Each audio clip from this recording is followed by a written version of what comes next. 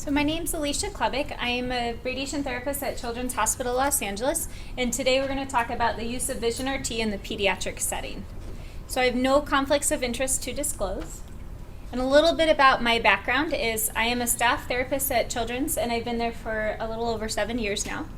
I worked with Vision RT and its implementation at CHLA starting back in September of 2013. So a little bit before that, we got the TrueBeam. We had a whole new department, so it was kind of a big take on from TrueBeam and then implementing Vision RT. So the objectives today are to go over effective methods for implementing Vision RT within the pediatric population, to describe how Vision RT can help monitor and safely assess the amount of movement during filming and treatment within the pediatric population, address difficulties and solutions within the pediatric population with the use of Vision RT, and techniques and benefits for utilizing Vision RT for craniospinal treatments and stereotactic brain treatments.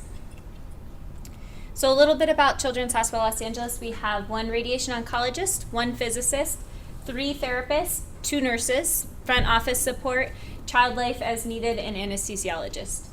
We have 1 machine, which is a TrueBeam. We have the Vision RT with an MMI interface. We also have a 6-degree Freedom couch. We have ARIA, and we have a Philips big bore CT. So we treat anywhere from infant to typically about 21 years old. Those are our normal treatment range.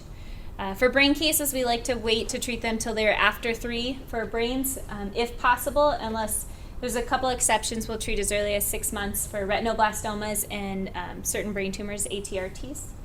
We can treat older patients, but only as outpatients. These are most often adults that present with pediatric tumors. So we treat a lot of brain cases. You can see a lot of the varieties that we treat. Also a large population of neuroblastoma kids, Wilms tumors, lymphomas, a lot of different sarcomas. We treat total bodies for leukemias, aplastic anemia, other hematological disorders, and then some keloids, HTBs, and a couple other types of treatments. So Vision RT was implemented at CHLA back in September of 2013. So when we first started, the therapists were initially reluctant to implement Vision RT into the workflow. I was one of the therapists that really did not like it in the beginning. It took several months of trial and error to figure out what worked, how we were going to get it to work, and what we liked, what worked for us. So it took us a little bit of time. So how we treat using Vision RT is we bring the patient into the treatment room and position them using their custom immobilization device. So for brains, that's a vacuum-assisted mouthpiece with a custom head mold and the S-frame. And for bodies, it's a body-fixed bag. The table is then brought to the acquired position. We have TrueBeam, so our physicist inputs the numbers and we're able to hit auto go. The patient is set up using the Vision RT. We don't have any marks on our patients, so once we get them in the correct position with the couch parameters, we then just turn on Vision RT and set up the rest of the way that way. We use Vision RT setup tolerances of 2 millimeters for vert, long, and lat, 1 degree for the rotation and roll, and pitch of 2 degrees. The reason we do pitch of 2 degrees is because it's really hard to get a kid to either lean forward or lean back if they're in a body fixed bag. And these would be, if we're just going to do a conformal treatment where we're not imaging, these would be the tolerances that we use, the 2 millimeters and 1 degree, and then the 2 degree. Or even if we are imaging, we still try to stick to that if possible. So after desired setup is achieved based on the Vision RT setup field, we'll take a new monitoring, and that way when we leave the room, we know that they haven't moved until after our CBCT. So after we leave the room, we do our imaging, whether it's CBCT, KVs, or whatever it might be. And then before we apply any of the shifts, we look at Vision RT, make sure everything's still within what we would consider an acceptable tolerance. We will apply the shifts and then capture a new reference. So we do take 2 references, one after we set up, one after we set up, and then one right after we acquire the shifts. So for many of our patients, we would get them to as close to 0 as possible, but there's still some deltas. And this caused some uncertainty if the patient moved after we left the room, during treatment, or during monitoring. So you can see there's a minus 1.4 long shift. If they were to shift another 1.5 degrees in the opposite direction, that's a total of 3 millimeters, and that's outside of what we would consider a margin for us. We like it a little bit tighter. And we would never know that because if it was plus 1.4, it would still be green, and you would look at it and say, oh, they're still within tolerance. So what we did instead was we now have our setup field, which we get as close as possible as we can, and then we created a monitoring field. And by doing this, any additional movements that the child makes are easily quantified. So you can now see if it's set to like minus 0.4, which is really small, if they were to move that, we would know exactly which direction they moved and how much. And in order to do both the monitoring and as well as maintain a setup reference, we implemented the use of two fields, so a setup and a monitoring. So we actually import two different DICOMs. So we use the setup for initial positioning and the monitoring for the rest of treatment. So you can see here under the same field, we have our DICOM setup, and then under monitoring our DICOM. And this is where we would take our new setup our new monitoring after we've positioned the patient and after we have applied the shifts. So this, you can see the date would change every day. The setup field we try not to change. We try to keep it unless it's absolutely necessary. And if possible, we would not even take this if the DICOM looks good. We would just leave it as it is. So our setup reference is used to position the patient daily, which is why it's important that we're really careful which one we're selecting when we're taking a new reference. The first day of treatment, we use DICOM to set up the patient because, again, we don't have marks. So once they come from CT simulation, after a week or whatever it might be, they're sent over, our physicist sends over the DICOM, and we set them up that way. We have not run into too many issues where the DICOM is just really not working. We've always been able to get pretty close image and then recapture a new setup. But most of the time, the DICOM, once we figured out how to get our ROIs to be correct, we haven't had too many issues since then. So we capture a new reference image under the setup if it's necessary, only when the films are optimal, and we like to do that the first day. If we do it any other time during treatment, we like to see 2 days of the same shifts, so it's not just a random day that we're capturing a new reference. And we also like to have two therapists verify that we should be taking a new one, so that, again, if it's a day that it's the case you're not monitoring, you're not accidentally taking it under the wrong spot.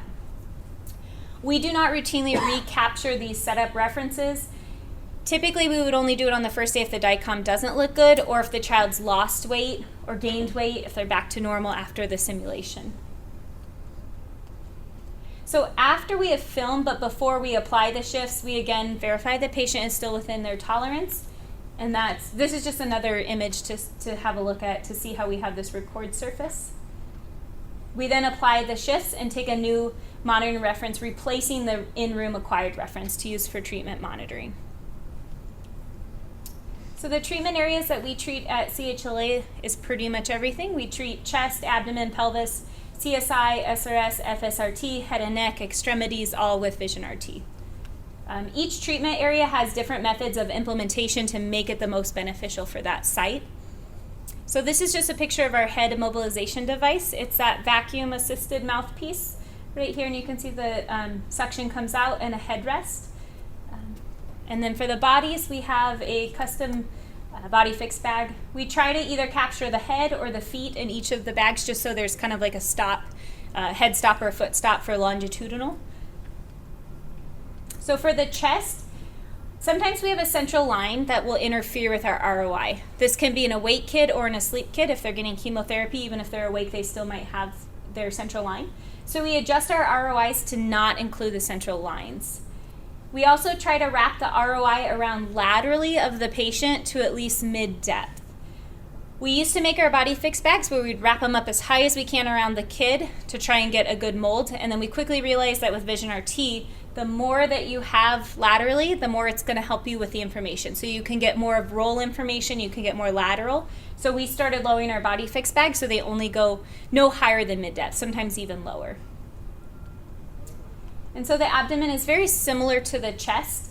Again, it may have to extend outside of the treatment area due to the lack of contours in the area, as well as if you have a really small patient, their chest might be really small, so you have to include a little bit more for there to be enough surface area to pick up. And again, we try to create the ROIs to at least mid-depth to be able to give Vision RT the most information as possible. And you can see in this picture, the ISO center is barely included inside the ROI, and we have cases that the ROI does not encompass the ISO center, but we have to exclude it due to the central lines or for any other reason if they're under anesthesia. We have found that if you have enough of an ROI, that can be still sufficient to set up your patient even if isocenter isn't incorporated. It's not our ideal, but it's all we have to work with. So for the pelvis, we try to get the ROIs to go as far inferior to the umbilicus as possible, but that's dependent on the child. Diapers in young children limit how low it can go. So what we do is we do try to tuck the diaper down. So you can see in this picture, we've tucked that little outer part of the diaper that usually kind of flaps up underneath inside, so it gives us a little more area to work with. And then for adolescents, they're more likely to resist if you were to uncover them too much. So we kind of let them uncover to where they feel comfortable and where we feel comfortable with enough surface area. Typically, if you let them have a little bit of control, it kind of helps you and it also helps them as well. So this is just, you can see our ROI goes down low enough to include the hip bones, and that helps us, gives a little bit more of the longitudinal since their body contours are very cylindrical. Having something like that kind of helps it to anchor it. And with the abdomen, we kind of try to use the ribs. That kind of helps also anchor it as well. So for extremities, we use a body fixed bag for our extremities. And for the patients with smaller extremities due to their age, the ROI has to go outside of the treatment area, again, just like some of the other sites, to be able to capture enough of the surface area. And just like the other ones, the ROI has to go past mid-depth to give it the most, capture the most contour of the extremity. So this is an example of a foot that we did. And you can see we tried to wrap it around the body fixed bag, only went to mid-depth, and we tried to use the ROI just right along the body fixed bag. We excluded the toes. The child kept wiggling their toes, and it just wasn't important for us to keep them, so we just excluded them. And for this one, we were able to get less than 2 millimeter shifts. We did the first 4 days of filming, and we were all sub 2 millimeters, and after that, we only filmed weekly, and on all those, we were under 2 millimeters each time. And again, this is with no marks. This is just a body fixed bag and Vision RT. So our craniospinal setups, we treat them supine with the body fixed bag and the head fix system that we use. We do rapid arc treatment. So there's 3 rapid arcs for each CSI set.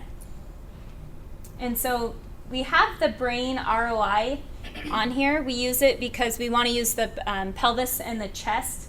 So we have to have it just the way Vision RT works. So we do limited adjustments that are made based on Vision RT. We do create an ROI, the forehead and the temples, which is what we also use for the SRS cases. We exclude the eyes. As you can see, the eyes are taped shut for anesthesia, so that kind of gets in the way, or if they're awake, if they're watching TV, or if they're blinking, it also changes it as well. So we do not adjust the table for CSIs. We will adjust the patient, but the couch values are acquired by our physicist, and he puts them in there, and we don't want to adjust the vert on the lower spine, not on the upper. So we never adjust the couch, only the patient. The ROIs are similar to the chest and abdomen pelvis. So one thing that we did find is because we're not moving the couch, we have found that sometimes for especially the pelvis, the vertical may be left outside of tolerance, and part of that is due to breathing. We've also found that if they're bloated, that can change, but we've noticed the vertical and the pitch can be a little bit outside, and we'll leave it. We will correct lunge, lat, rotation, and roll. And sometimes constipation, weight loss, those kind of all take into play, and if we see it's a constant over and over and the films look good, we will take a new setup if it becomes a new normal. So we now use Vision RT along with our standard immobilization process for FSRT and SRSs. So we use a vacuum-assisted mouthpiece and the custom headrest, as you saw earlier. And these are just a couple pictures. This picture right here is without the ROI, just so you can visualize where the ROI would be on this picture. So you can see we've excluded the eyes, but we go right down the temporal and down the side. So for what we do for SRSs is we do not set up the patient based on Vision RT, but we have a DICOM inside the setup field. And what we do is we just go in the room, we use our couch-acquired positions, we use our vacuum-assisted mouthpiece, and we do a CBCT after they're positioned. We found that that brings us within 2 millimeters most of the time. Once we do that, we then take a new Vision RT reference once we found our perfect spot for where we want to treat the SRS. The The reason we do that is if you take it under your DICOM, with all of your couch positions, they're automatically saved and you can just go to the drop down. If you do it under monitoring or you take a new one, you can still do it. You just have to hit add and manually type them all in. So we found that it was more efficient for us just to do it this way. After we have our CBCT is taken and we have our new Vision RT reference, we will go to each of the couch positions that we are going to treat at. So 90, wherever it might be. And at each of those, we leave gantry at 0 and we take a new reference image. And that's so that if later in the treatment, we can go back and we can verify they haven't moved at each angle. So once we've gone through all of the angles, we'll stop back at that 0 degree, the post-CBCT shift, and make sure that they still have not moved. This is all done within the first 5 minutes after we've done the CBCT, so there's less likely of a chance for them to move. And the reason we do gantry at 0 instead of the treatment gantry is just so that you're not having to move the gantry back and forth between every time. And when you get to that during treatment, if you have a question whether the gantry is blocking the ROI, you can go back to that 0, see that it's still a good match, then move the gantry and take another one if necessary. So this never overrides the earlier Vision RT data after you take the CBCT. When you do it at each angle, it never overrides that 0, so you can always go back to reference that. So after all of our couch angles are captured, the couch is brought back, we verify the patient has not moved, and then the treatment begins. If we have any questions on Vision RT, we can always go back to 0, CBCT, and then proceed from there. So some of the benefits that we found at CHLA is the decreased need for imaging. And in pediatrics, that's a huge thing. We want to lower the dose. So if we can just do one CBCT, that would be great. And for most cases, that's all we have to do anymore is just one. Our treatments are more time efficient. We were able to cut down the treatment time. We no longer have any skin markings at all. So we've eliminated all skin markings for the last 2 years, 3 if you include without the CSIs. We've allowed younger kids to be treated awake without anesthesia because we now have the confidence that they haven't moved. Our palliative cases also saw a major benefit because we no longer have to use the immobilization devices that we needed. We can just lay them on the table, use Vision RT to make sure they've moved. Or in some of the cases, if they might have needed anesthesia before for palliative, we can do it awake because we have Vision RT to use. And they can go home quicker, and that's our goal for those kiddos. So our amount of repeated films have decreased. Again, this happens slowly over time. In the beginning, we were still setting up to our marks and then looking at Vision RT and then doing a CBCT. So as we slowly got used to using Vision RT, we were able to decrease because we became more confident with Vision RT. So again, this took making quite a few adjustments to our workflow and creating a process that we all agreed on, from physics to our oncologist to the therapist, something that worked for all of us. It was more of a team effort at our site, which was really nice. It was kind of what worked for us, what works for you, and trying to figure it out. So we were able to it took a little bit of a while, but we were able to come to a conclusion to figure out what works. So our tolerances for setup, again, are typically less than 2 millimeters for vert, long, and lat, and rotation are less than 1, sometimes pitch is 2. Again, these might be case dependent. Our SRS cases are 1 millimeter and 1 degree. Palliative cases, we might make it a little bit bigger, but this is just our general workflow. So our treatments have become much more efficient since implementing Vision RT into the workflow. We use indexing, tight tolerances, and the AutoGo feature on TrueBeam, which does allow us to be very close when we turn on Vision RT. But by using Vision RT, we're able to adjust multiple translations at once. So before you might see lateral and you shift it, then you see a roll based on your marks and you roll them. When you look at Vision RT, you can see that they need a roll and a lateral, so you can roll them and pull them at the same time, and you can do 2 translations at once. Typically, we like to minimize any big translations by moving the patient instead of moving the table. We like to get them as close as possible, then we'll move vert, long, or lat, but we found that if they're in a body fix bag and you just move the table, there still might be a pitch left because they might be kind of up on a ramp in the body fix bag or something. So we found that by actually moving them, it gets them back into that perfect spot in their body fix bag. So we now have more confidence that the child has not moved since setup, which is huge for us. It's always hard to see when you're looking through the little camera if they've really moved or not, or how much they moved. Did they move back into place? How can you quantify that? So by having Vision RT, we're able to see that, and we're also able to see if they did move back in place and have confidence to continue on instead of re-CBCTing every time. We also have our younger patients, 4 and 5-year-olds with body fixed bags are now routinely able to be done awake because we have Vision RT and we can know whether they've moved or not, and the times it's a lot faster. We can get them in and out within 5 to 10 minutes, so they're able to hold still for that shorter amount of time. So for the CSIs, because we use Rapid Arc, it was really important to visualize the role before we started imaging. So by using Vision RT, we saw a large decrease in the number of films that we were able to do that were necessary for the pelvis, because we would have to keep going in when we were just using marks instead of Vision RT. Our times were reduced. We now can treat a little CSI that's 3 isocenters in about 15 minutes. So it used to take us anywhere from 45 minutes to an hour and a half.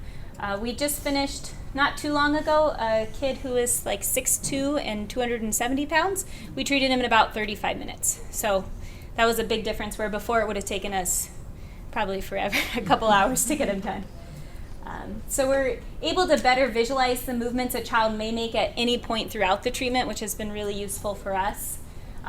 It used to be if the patient moved during CSI, it was kind of a major deal. Do you go back in? Do you re-CBCT? What do you need to do to check them?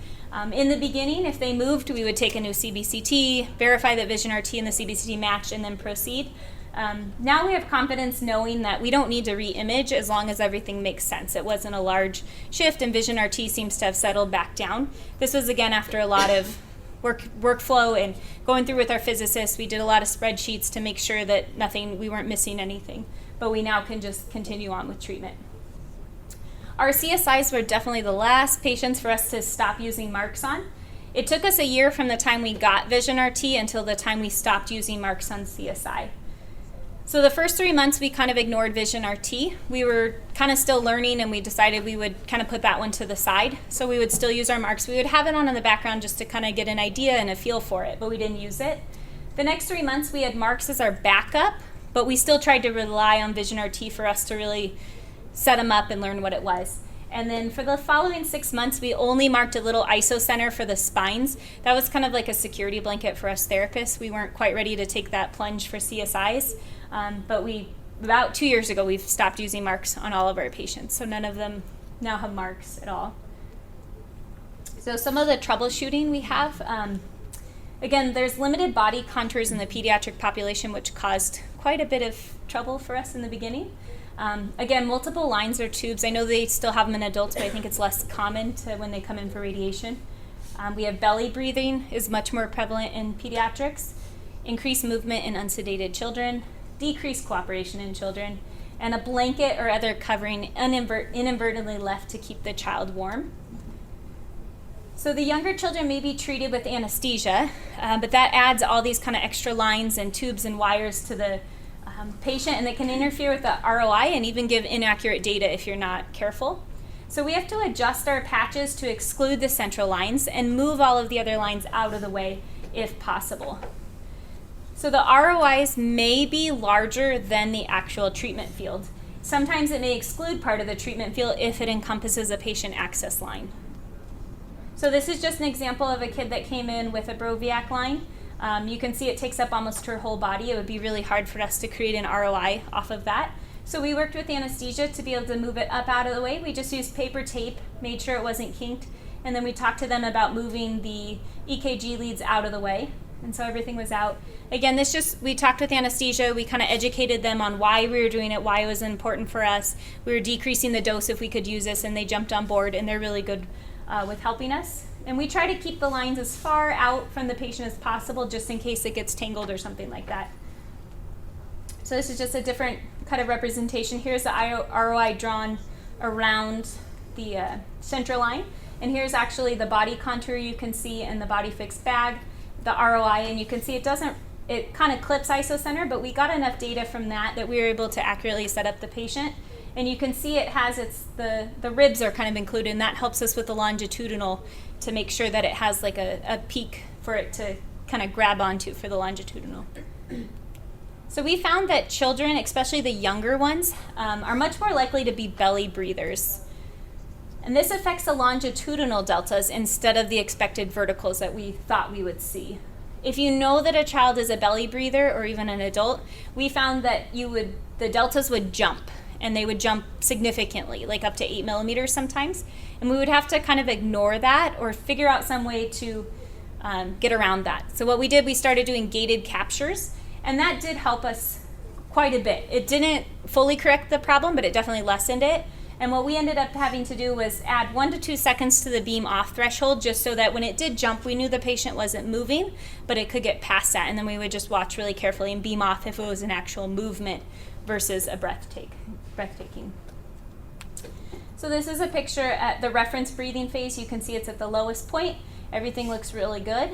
Then when you go to the peak breathing phase, you can see 3.2 millimeters for the longe and 1.6 for the vert. They may seem small, but these are little tiny kids, so the numbers are kind of amplified on that. So unsedated children have a propensity to move more than adults and adolescents. So if they're not comfortable how they're at, they're just going to readjust themselves. So no matter how much you explain to a 6-year-old how important it is to hold still, they're still going to move if they really want to. So what we do is we might minimize them, how we set them up, set everything up as well as we can, and then correct the meaning difference through imaging. We try not to do that, but there are times when you roll a patient and they just keep rolling back. And what we found that is a vision RT shows a 2-degree roll. More often than not, when we do our CBCT, it's going to show a 2-degree roll. Again, it's not a routine to leave them like that, but there are times that it's the only way it's going to get them treated. They're not going to hold still if not, so we do use that. And we also use vision RT to monitor the child, and we do use the MMI with beam off because sometimes it's a little faster than we can be with turning it off. So we try to minimize our thresholds so that it's only when it's actually necessary, so we can really watch for kids that move. Blankets or coverings may be inadvertently left on to keep the child warm. We've had anesthesiologists, nurses not really understanding why we're keeping them uncovered. By checking the Vision RT computer while you're setting up, you can actually see if there's anything in the ROI. And if you're not sure, you can use a treatment field setup, and it'll give you a really good picture of what's in there. And it's really important to do this because it can lead to an incorrect setup. If you have a blanket in the field, you may change the vert without realizing, so you really have to be careful with blankets. Sometimes the kids will even cover themselves up when you leave the room, so you got to watch for that, like by the time you leave the room. We've seen that a couple times. So we look, again, as we leave the room and right before we image, we make sure that there's nothing obvious in the field, and you can take a treatment capture if you're not sure. So children are less likely to cooperate for several different reasons. One, the child might be anxious. This is all really new to them, and explaining to them at their level will decrease their anxiety significantly. So explaining that why you're using the Vision RT, and we explain it as red lights. Sometimes we explain it as a computer game, like we're trying to match it, and that seems to help kind of lower their overall anxiety. If they're uncomfortable or they're really anxious, they're more likely to move or be really tense, so it's really hard to set them up. So for those that continue to move, we try to allow them to wiggle something that may not affect. So for treating the chest, we might say you can wiggle your toes, or give them Play-Doh to squeeze or something like that to try to keep the body still that we're treating. And that's where Vision RT has come in to be a really important thing, because we used to just have to sedate them if the kid was really antsy, but now we can tell if their treatment area is still, then we're okay to proceed. So the red lights from the camera system have caused some of our younger kids to really be bothered by it and really anxious. So we're lucky enough to have a TV in our room with like Cartoon Network and Disney, so we'll let them watch the TV. Sometimes we've let them close their eyes. We've put washcloths over their eyes to cover them from the red lights. Just explaining to them why and what it's for sometimes helps, letting them see before you actually start treatment. So we have Coconut the monkey, and we created a mold for him for one child, and actually showed him how we were going to make the mold, and he got to help us and be hands-on. We took him into the treatment room, and we showed him how he was going to get set up. We turned the red lights on for the monkey, explained to him why we were using him, and then when the child came back in, he said, "Oh, just like Coconut," and was perfectly fine with it. So initially, he was not going to go near the red lights, really, really uncomfortable, and I mean, for each kid it's different, but just having them be able to help kind of really helped decrease the anxiety. Can you review again when you were talking about the pediatric SRS Mm-hmm. and capturing the images at different couch kicks? Yes. So, were you just capturing images, or were you, when you export the plan over, it comes with the different couch kicks? Yes. Could you just talk about that a little bit more? Yeah, so when our physicist exports it over, and if you take a new, let's say, monitoring on the DICOM, it does kind of auto-populate what it thinks it should be at 90 degrees. But we found that it might be 1 millimeter off. It wasn't perfect. And because we're wanting to really zero out those deltas, we take a new one on top of that. So you're capturing a new image? We capture a new monitoring, yeah. Okay. We do look at whatever was sent through and make sure that it makes sense. And what we did before we started doing this, we took a head phantom and we went to each angle that possibly did that and took down like all of the different deltas. And then we did that with some of our brain cases that weren't SRS and just took a lot of data. And we found that it was correlating pretty similarly. So we decided to do it that way, just to recapture so that there's no question. Like at 90, we always had a little bit of, not a lot, but just enough to be unsure. So we would just take a new monitoring. Any other questions? Do you have to redraw your ROI every time you take a new reference capture?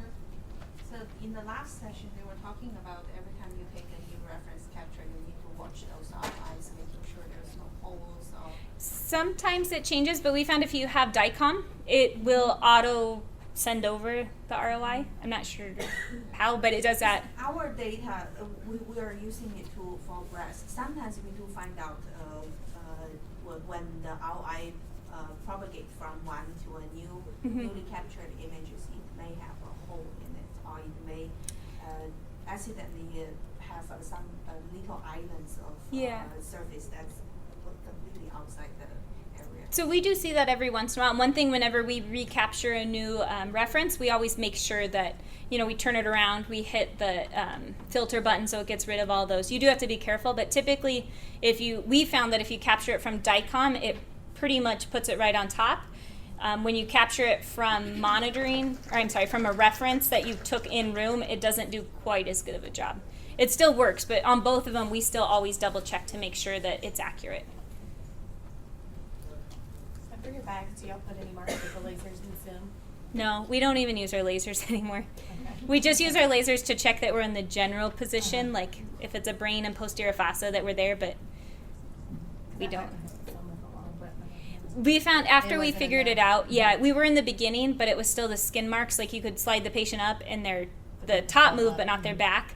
And then once we figured out the whole vision RT with using the peaks and valleys, we don't have that issue anymore. That was just kind of in the beginning when we were figuring it out. How do you deal with the field matching of your multi-isocenter cases? Like, do you have any treatment that you have to think about? I know you treat your CSIs with WMATs. I guess that get rid of the field matching problem. It does, but we do have a spreadsheet that we kind of use so we don't apply the shifts on CSI because there are 3 different isocenters. So we just write down the shifts, and if they're all under the 3 millimeters, then we just proceed with treatment. If it's bigger, like if they're all a 4 millimeter long shift, then we would move the couch 4 millimeters long for each and every field.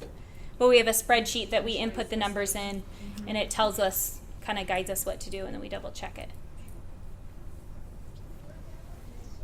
When you talk about your CSI and the time, like decreasing to 30 minutes, you're referring to the treatment time? No, from the time they're left, like if they're sedated, from the time their anesthesia walks away till the time we say we're finished. But you are still using image guidance on the first day, right? We use it every day. So all we'll do like for the shorter ones, like the 15 minutes one, they're small enough where you do CBCT of brain, CBCT of upper, CBCT of lower, and it's all encompassing. And if they all look good, then you just go to treatment. And each treatment's about 2 rapid arcs per site. So it's, 2 to 3 minutes, 2 to 3 minutes, 2 to 3 minutes. Yeah, it took us a while to get there. That wasn't overnight. That was kind of took us a while. But after about a year, we were there with the speed of getting it. And with Vision RT, we very rarely have to film our CSIs. Unless they're really big patients, then no amount of surface marks. Vision RT is going to help you with the roll just because they're so large. Any other questions? So like for your CSI, like your brain is like this little patch. Mhm. Here, like, is that enough to get like? Could you comment on like how well like the C-spine lines up? Yeah, so we don't actually use it for setup. Our C-spine, we've used the the head cushion and the vacuum assisted mouthpiece, and that seems to get it really well. We just really work on getting the headrest to be really conformal to their neck, and then we don't seem to have any issues, because when you're using Vision RT in the long for the spine, once you get it perfect, it seems to set their head in the perfect spot too. So because we have that mouthpiece and the headrest, it's 95% of the time, I say this is just a number, we're right on the head. It's a lower pelvis that we typically, if we're going to have issues with, our issues, and it's mostly just roll on the lower pelvis.